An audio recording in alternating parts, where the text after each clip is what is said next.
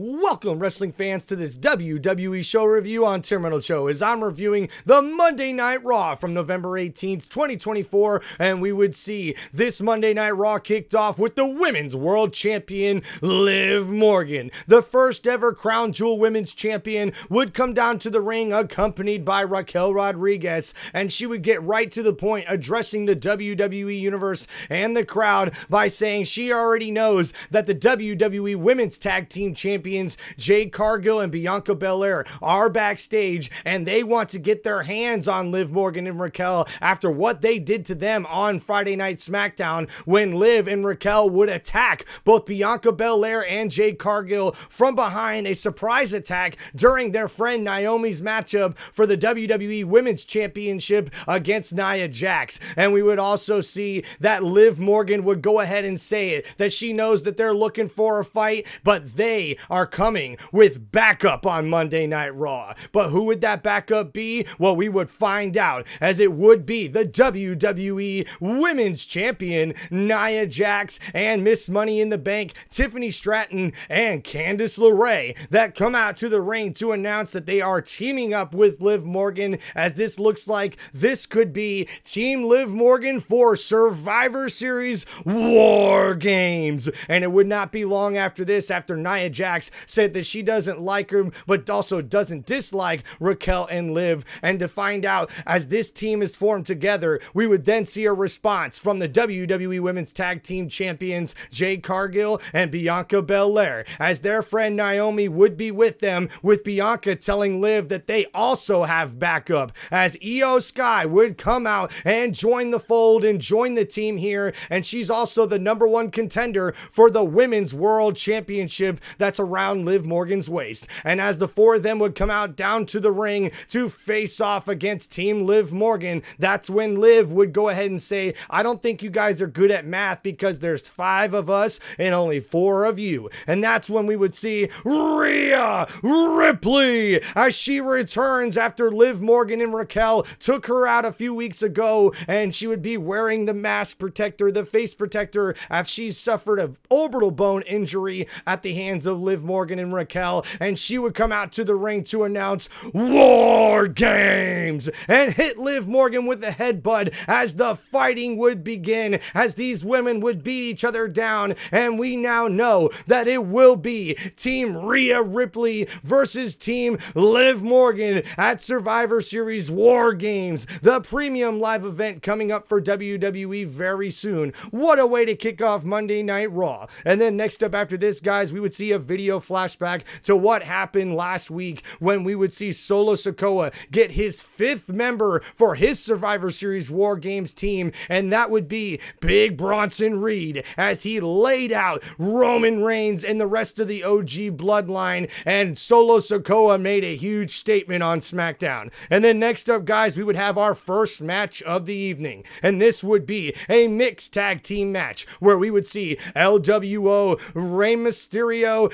and Selena Vega go one-on-one with American-made Chad Gable and Ivy Nile. And these two would go ahead and give LWO all they could handle in a back-and-forth matchup before we would see Rey Mysterio hit the 619 and get the victory over Chad Gable. But after the match, Chad would not be happy, as the rest of American-made, the Creed brothers, would come out to try to, hey, help out Chad, make sure, let him know he's okay. But Chad would slap both of them in the face, saying, you think I like to lose? We're not losers. You're not losers. And he pumps the boys up, trying to get them ready, as this faction is definitely ready to do something here on Monday Night Raw. Then next up backstage, we would then see Finn Balor and the Judgment Day joined by Liv Morgan and Raquel Rodriguez. Liv very stressed out after what transpired with the beatdown outside there in the ring, and Finn would offer his help and his hand to lead the team and help take care of what needs to happen tonight and take the pressure off her shoulders, which Liv would oblige. And then we would see Finn Balor turn around to talk to Dirty Dominic Mysterio and Carlito to let them know that that they need to show the War Raiders, who are the #1 contenders for their World Tag Team titles, to show them what the Judgment Day is all about, and that you guys can prove that. And as Finn would go to give them some advice, he would also kind of pull back and sort of like criticize them just a little bit on whether or not they could get the job done. And then we could see some friction already starting to build in the Judgment Day. And that's when JD McDonough afterwards would tell Finn that he needs to talk to him as the World Tag Team Champions, try to make sure they're on the same page. And we would also see that Dirty Dominic Mysterio and Carlito will take on the War Raiders later on the night in Monday Night Raw. And then guys, next up after this, we would see a video from The Miz, who joined forces with Karrion Kross in the Final Testament after setting up a trap for the Wyatt Six last week,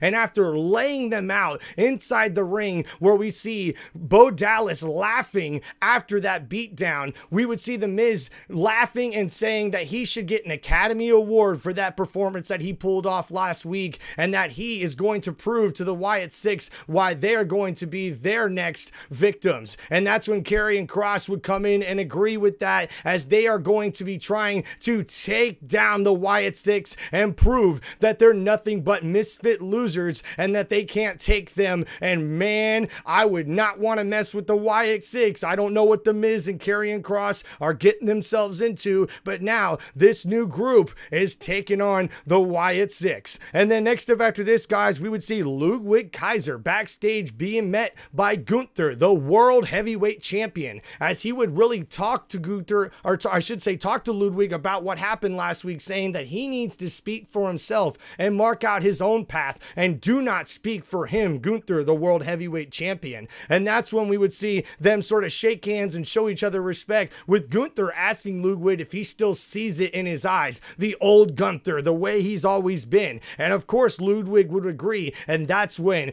Gunther would take matters into his own hands, and backstage he would see Damian Priest and sneak attack him from behind with the sleeper hold, but it would be Damian Priest who gets the better hand of the World Heavyweight Champion, laying him out after we'd see a lead pipe that Gunther was trying to use. That's when Damian Priest would hit him with the kick down low, bringing him down to his knees and putting him on the ground, and making a statement telling Gunther that he may be the ring general, but back here, he's the king of the streets. Hey man, what a Monday Night Raw here that we have so far here after this, guys. And then next up, we'd have our next match of the night, as we would see the Celtic Warrior, Sheamus, go one-on-one with Braun Breaker. And this match would be for the Intercontinental Championship, as Breaker looks to defend his championship, and these two would leave it all inside the squared circle, as these two would show off their athleticism,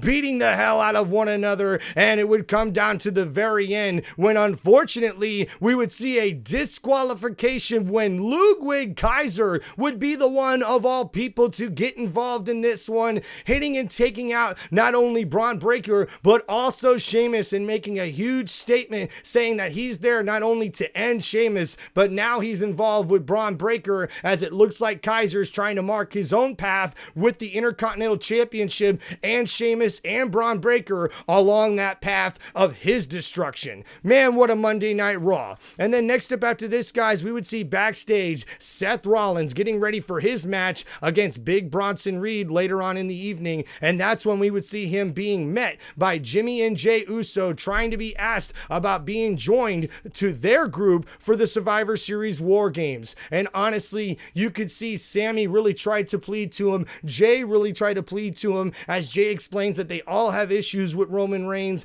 but they're trying to put that aside for friends and family. And Sammy would even point out the fact that he put his pride aside last year at War Games Survivor Series, and also he also teamed up with Cody Rhodes at WrestleMania. So knowing, Seth, you did that, you gotta come help us. But Rollins would turn down this offer once again, saying that he would help out any single one of those three, but he'll never help out that tyrant Roman Reigns ever again, and that he'll handle this problem for everybody tonight when he takes on Big Bronson Reed and takes him out. And now we see Sami Zayn, Jimmy Uso, and Jey Uso left, still wondering who will be their fifth member of their Survivor Series War Games team. And then, guys, next up after this, we would see our big match of the night, a tag team match, which would actually be the War Raiders versus Dirty Dominic Mysterio and Carlito. And man, not a bad match from these tag teams, but it would not be long before we would see JD McDonough and Finn Balor.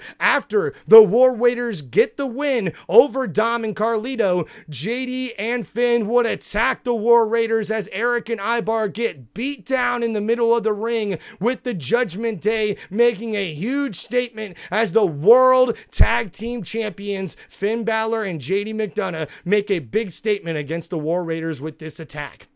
Then next up after this, guys, we would see a video message from the Wyatt Six leaders, Bo Dallas, as he would respond to The Miz with his own warning, saying that he brought this onto himself, telling that he's made a terrible choice and he's damned himself with the decisions that he's made thus far. And the liar is tricking the innocent who tried to help him, but he's going to be the one with blood on his hands, and that he is going to make sure that he tells him that he is sorry for what happens next. A creepy video from the Wyatt Six here on this Monday Night Raw. And then next up after this, we would see Kofi Kingston backstage being met up by the Alpha Academy, as Otis, Tozawa, and Maxine Dupree would congratulate on Kofi Kingston and the New Day's 10-year anniversary coming up soon, but also would ask if him and Woods are okay. And that's when Kofi would go to respond before Xavier would walk up and say, "Kofi, I've been looking for you, man. Look, I just want to say sorry, man. All the disarray and miscommunication that's been going on between us the few weeks. I guess it's just been happening, or I feel that way because Karrion's cross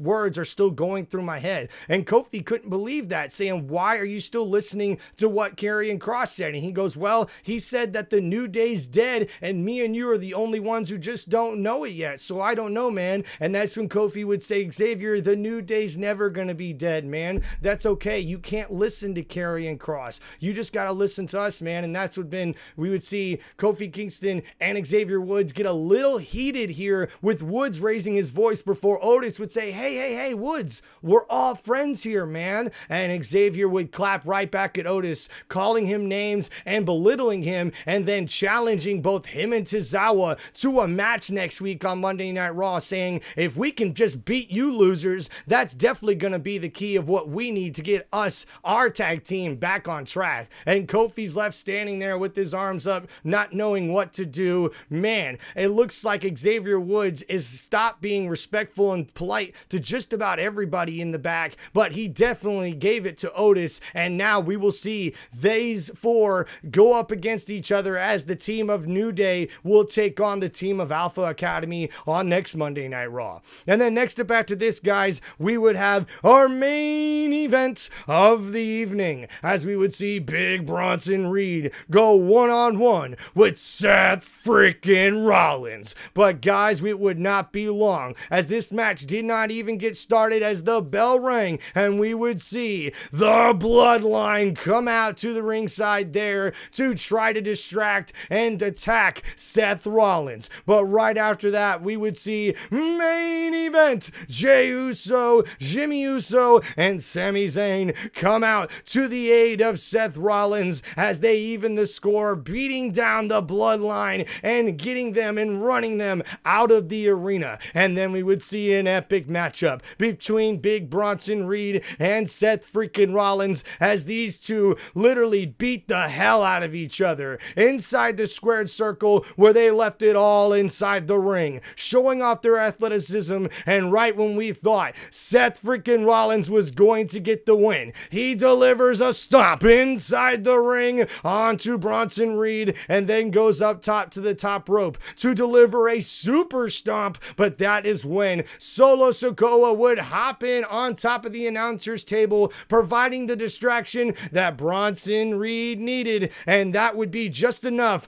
for Bronson Reed to get the pinfall victory over Seth freaking Rollins after hitting a tsunami and laying out Seth freaking Rollins. And and we see Solo Sikoa go inside the ring to raise the hand of his new 5th member for his Survivor Series War Games team as Big Bronson Reed gets the win over Seth freaking Rollins and stands over him as both him and Solo make a huge statement to end Monday Night Raw. And this has been your WWE show review of Monday Night Raw on Tim Reynolds Show. Thank you guys so much for hanging out, and if you made it all the way to the end of this video, thank you so much. I appreciate all the support, and thank you wrestling fans and WWE Universe. Make sure you guys hit that like button and like and subscribe to Tim Reynolds Show, and leave some comments to let me know what you guys thought of this show and this review so far. The WWE Universe has been really seeing a lot of different storylines nowadays, especially with Survivor Series War Games just around the corner. So I'm interested to see your guys' opinion about what's happening in the WWE right now. So thank you guys so much, and also leave some comments on what you think is going to happen to the WWE in the future, especially with WrestleMania and the Royal Rumble just around the corner. Thank you guys so much. Make sure you like and subscribe to Tim Reynolds Show, and thank you for watching